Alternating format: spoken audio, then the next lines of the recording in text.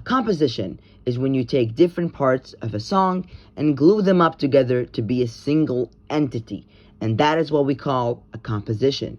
In pop music, the composition mostly consists of an intro, verse, and chorus, where the chorus is repeated like a million times.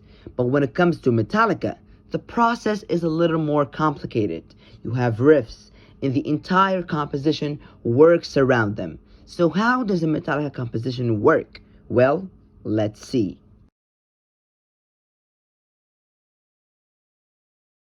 There are a lot of different ways on how Metallica opens their songs. Metallica often just add another riff that is not the main riff to be the intro riff, like in songs such as Atlas Rise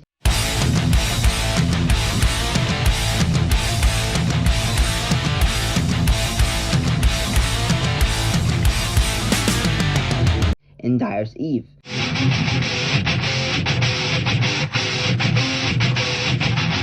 And also, these intro riffs are often sprinkled in other parts of the composition, like in between verses or after choruses, and sometimes Metallica opens their songs with a melodic, clean riff, which they mostly do on the first track of the album, like on Fight Fire with Fire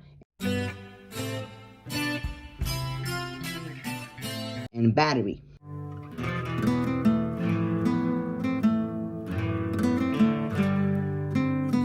And sometimes they do it on occasional tracks that are not openers, like on Injustice for All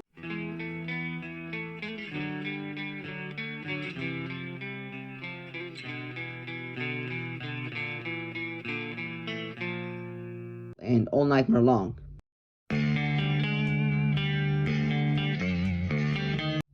And on really rare occasions, Metallica would just open their songs with the vocals, with no riffs or musical parts before it, like they did with Fuel. So, give me fuel, give me fire, give me diamonds out of style.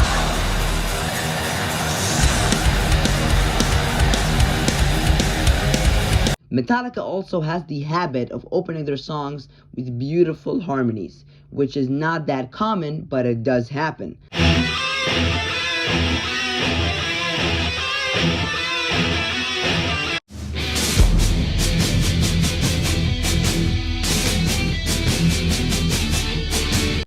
And sometimes Metallica opens their songs with the chorus, and that is mostly done on Load and Reload, like The Memory Remains, Fortune, fame, mirror vein, gone insane, but the memory remains. and Slither, for example.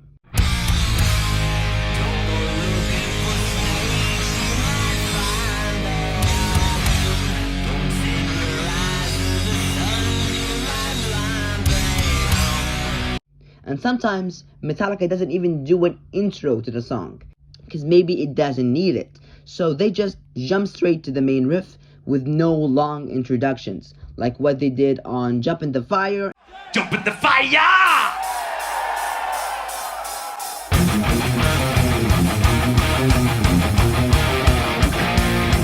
And Ain't My Bitch.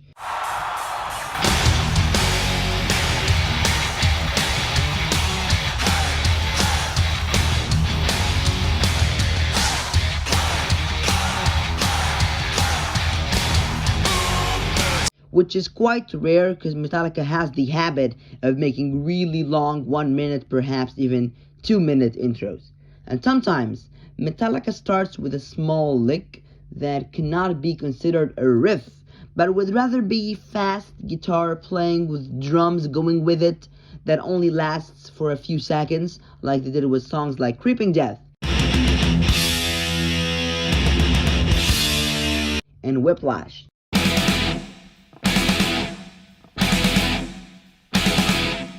And Metallica on some occasions just start the song right from the bass, like on For Whom the Bell Tolls and Devil's Dance.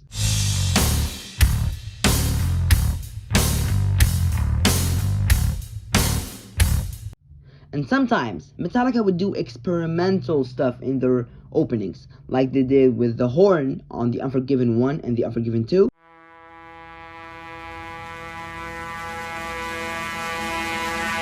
and the piano in The Unforgiven 3,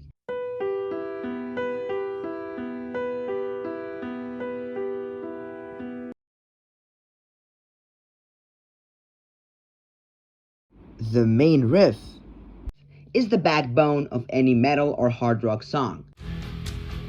From day one, we're usually based around a riff. You get a good riff, that's pretty much the meat of the song. And Metallica has a lot of variety in how they approach the most important part of the song, the part you immediately associate the song with. On most songs, the main riff is just a fast, thrashy, catchy riff. For example, Master of Puppets, or Fuel. And on some cases, particularly in the ballads, the main riff will be a clean or an acoustic riff, like the ones from Fade to Black,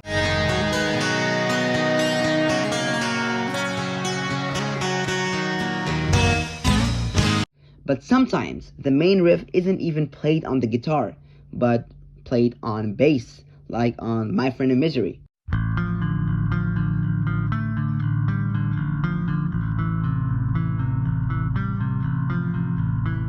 But also sometimes the main riff is utilized for being more than just a main riff. Sometimes it's used as a verse riff to be under the vocals, for example, Creeping Death and Invisible Kid. And sometimes it's used as a chorus riff, like in The Unforgiven or The Outlaw Torn. And sometimes it is used as an intro riff, like we discussed, on songs such as Mama Said and The Four Horsemen. And Metallica main riffs come in all kinds of shape that require different guitar techniques, like strumming on Mama Said, arpeggios on Sanitarium, and sometimes weird guitar bends and stuff to help achieve a more bluesy sound on Load and Reload, and to achieve a more dirty sound on Saint Anger, for example.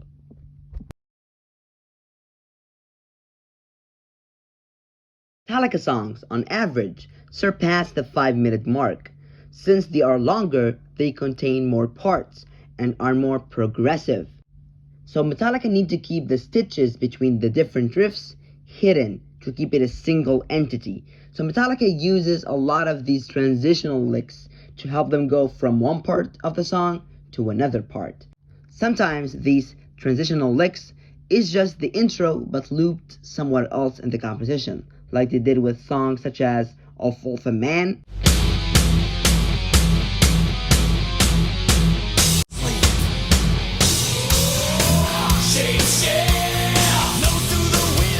Sometimes Metallica adds these small licks that are not strong enough to be considered riffs, but are scattered all over the composition to help us get from the chorus to the main riff, or from the intro to the main riff.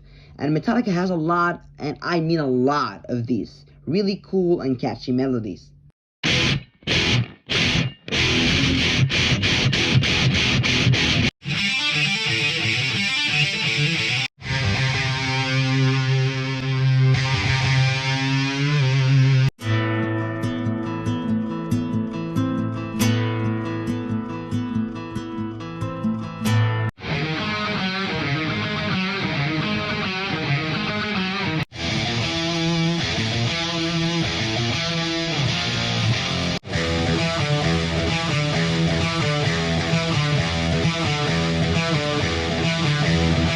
And if you listen to the songs carefully, you can find how Metallica carefully and strategically place these licks all over the composition, or Fuel, and sometimes it's just a drum part, like in Sad But True.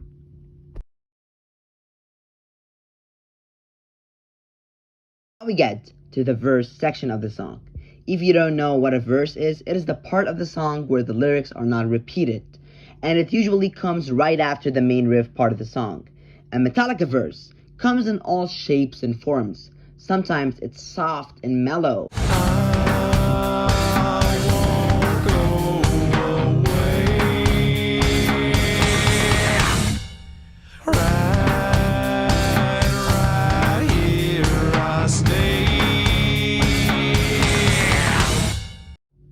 And sometimes it's heavy and pounding.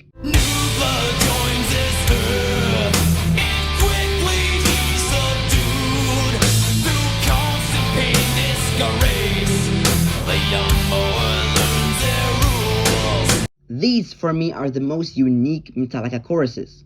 I ride the dirt, I ride the tide for you. He takes the poisoning, signing off away. Messenger of fear in sight, dark deception kills the light. Wash your back so you won't stab mine. Get in bed with your own kind. And these are some examples of really catchy Metallica verses. Hey, I'm your life. I'm the one who takes you there. Hey, I'm your life. I'm the one who cares. Out of my way, out of my day, out of your mind and into my head. Hit dirt, sheep tree, split sky, part sea, strip smile, lose cool, leave the day and break the rule. Little grave, I'm grieving. I will mend you.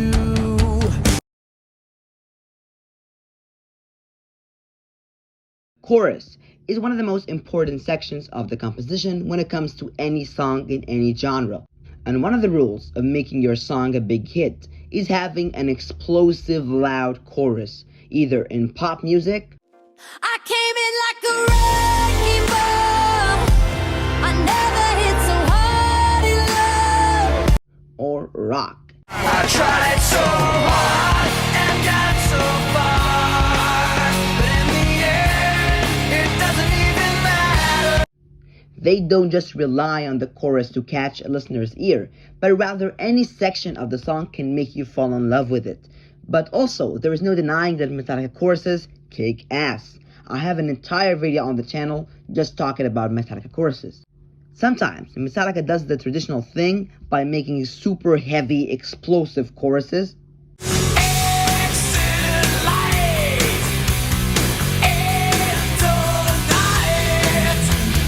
Take my hand, off to never, never land. and sometimes Metallica goes to the more risky direction and the more unpopular trend in music of making softer and more melodic choruses. In the unnamed feeling, it comes alive.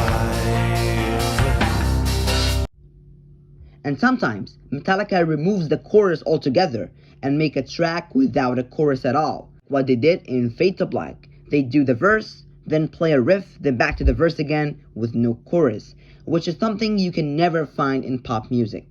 And a chorus for Metallica isn't just an easy way of grabbing your listener's ear, but a gateway to add yet another badass riff. Some of Metallica's best riffs appear on the chorus section of the song.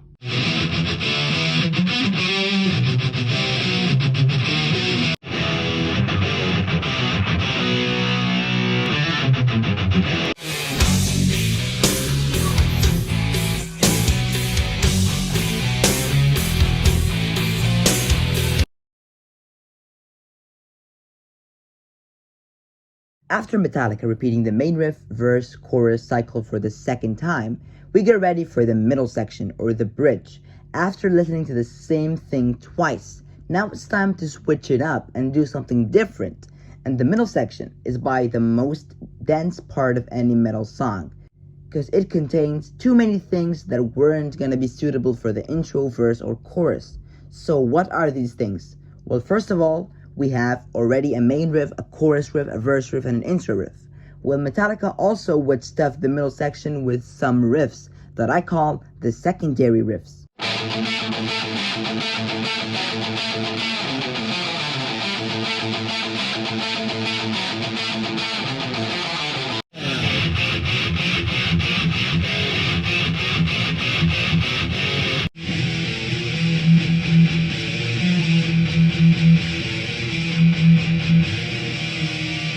And also, this section is the part of the song where Metallica breakdowns live.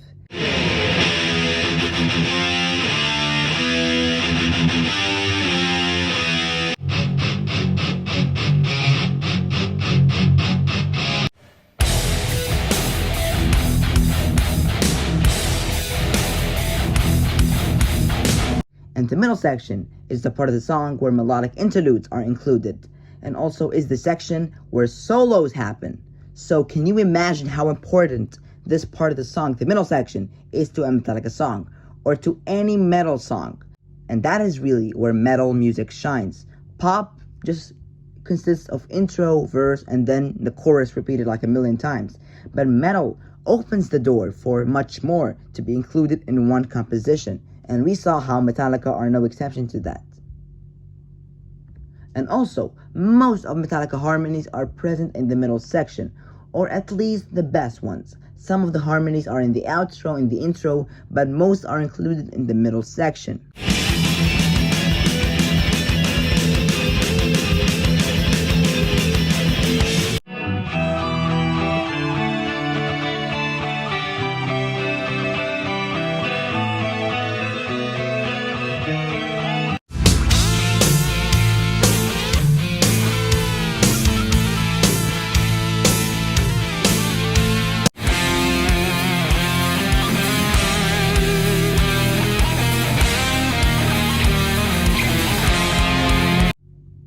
And that's why, if we exclude the main riff, the middle section or the bridge could be the most exciting part of some Metallica songs. There are a lot of different ways on how Metallica closes their songs. Sometimes they close the song with the chorus riff, but without the vocals on top of it.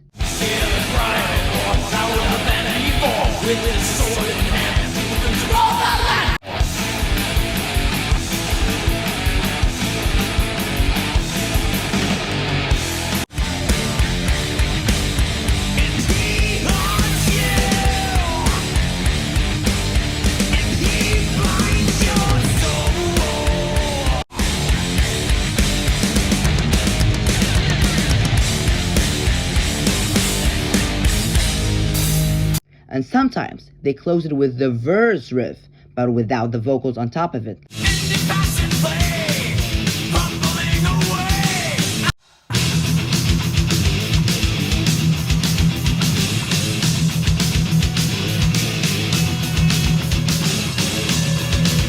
And sometimes they close the song the exact same way they opened it.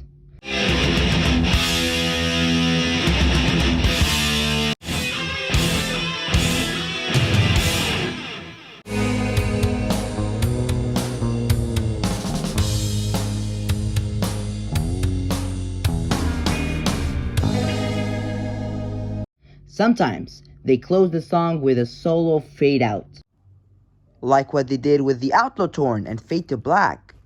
And sometimes Metallica closes the songs with one of the riffs off the middle section.